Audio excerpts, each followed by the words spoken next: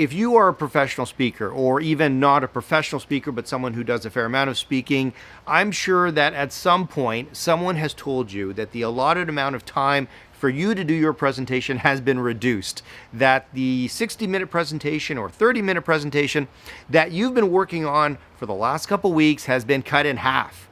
Well, the question is, what do you do now? You've got all this fantastic information to share, and you can't obviously share it all because you don't have time anymore. Well, what you can do is very simple, is you extract or you pull out or you focus on the important stuff. Now, here's what's really interesting. Before I dive into the important stuff, here's a thing that I've seen a lot of speakers do when they go on stage, and the amount of time they have has been reduced, or they simply know that they can't do their full presentation, is they'll go up there and instead of, let's say, 10 points or 10 tips that they have to share, they only have time for 3 or 4.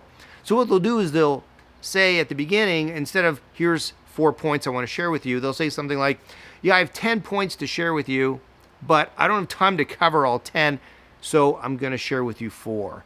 Or they might have a great story to share about some company and a great example that illustrates what they're trying to say. And they'll say something like, well, I don't have time to share that story with you, so we're just going to move on to the next topic or the next point.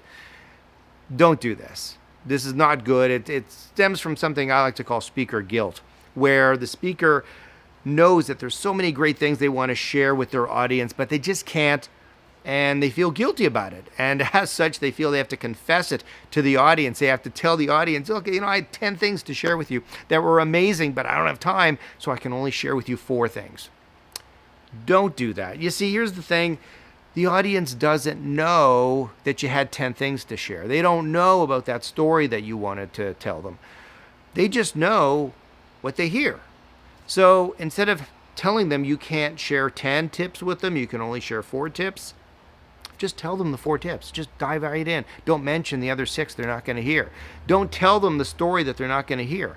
Because when you do this kind of stuff, number one, it makes them wonder, well, what else are you holding back? Like, what else are you not telling us? Which takes their attention away from what you're saying.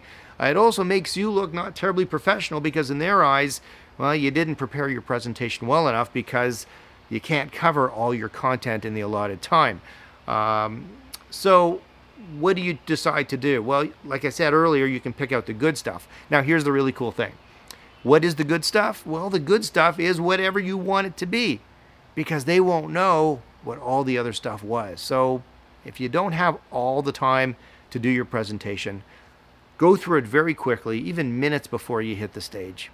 Pick out the best items, the best points, the best tips, the best stories, and just focus on those and tell them really well.